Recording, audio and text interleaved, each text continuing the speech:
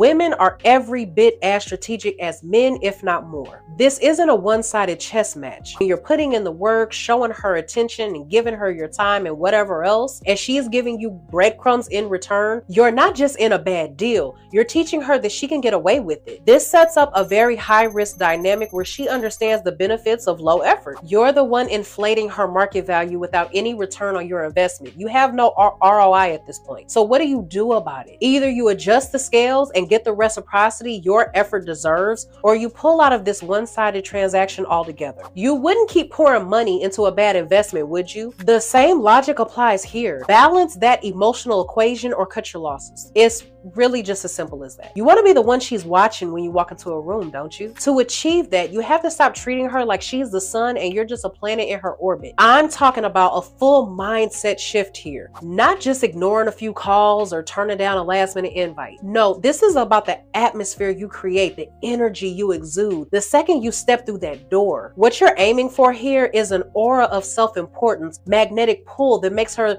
feel like that she's going to lose her balance if she's not careful. You've got to reframe the dynamics so you're not always the one that's readily available at her every beck and call. You should be living a life that's so fulfilling, so packed with purpose that she starts to question whether she's even really a part of that agenda. Once she senses that your attention and focus have realigned, no longer spotlighting her as the main event, that's when you've got her attention, because you shift from being an accessory to becoming an essential key in her life. And she's not willing to lose it. One she's not willing to lose. The term familiarity breeds contempt isn't just a saying, it's a hard science. Psychologists call it habituation, and in layman's terms, it means that something that was once exciting is now boring and predictable. If you're a guy who comes around with the same pickup lines, the same old tactics, guess what? You're fast tracking yourself into the "who was that again?"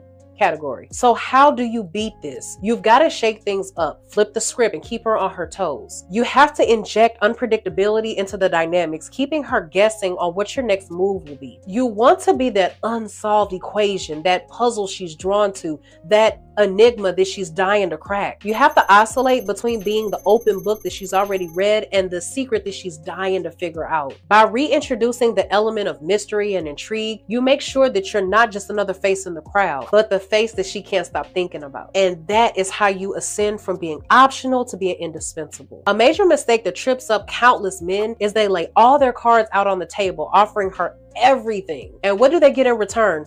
Nothing. Why does this happen? It all boils down to a simple yet frequently overlooked concept: the value of scarcity. I'm not just talking about your time here, though that is crucial. This goes beyond time. It's about your emotional real estate and your undivided attention too. The rarer you make these commodities, the more she's going to realize that she not only wants them, but she needs them. You don't have to announce this shift. Be subtle about it. Let the transformation in how you allot your resources and time be sensed rather than stated.